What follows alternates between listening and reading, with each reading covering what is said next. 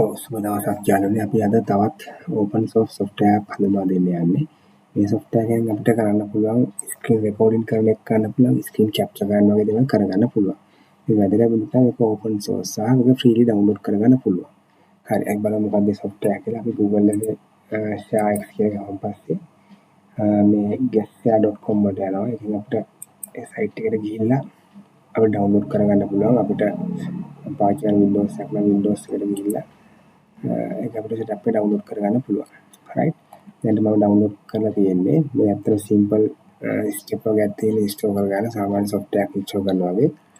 හරි දැන් මම මේක install කරලා තියෙන්නේ මේ වගේ icon එකක් එන install කරාම පස්සේ desktop එකේ මේක double click කරාම පස්සේ යාගේ interface එක open වෙනවා. open වුණාම පස්සේ මෙතන යාගේ application එක කරන්න පුළුවන් tasks ටික පෙන්නනවා. ඒක දැන් minimize කරොත් මේ task bar එකට හැංගිලා තියෙන මේ icon එක. ඒක right click කරලා අපිට ඒකේ option access කරන්න පුළුවන්. හරි. දැන් මම යන්නේ මගේ screen record කරන්න. ඒතකොට අපිට capture ගියා. capture screen recording කියන එක තමයි තෝරගන්න ඕන. screen recording එක මම තෝරගත්තා. ඒ screen එක click කරා. ඒතකොට ඔයා recording එක පටන් ගන්නවා.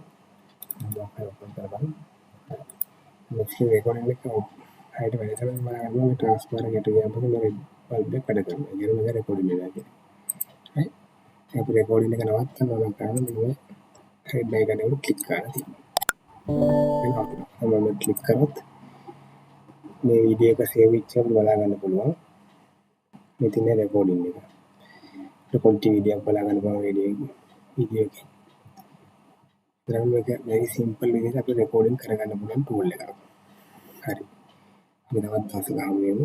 දැන් මම subscribe කරලා ඉතින් subscribe කරන්න.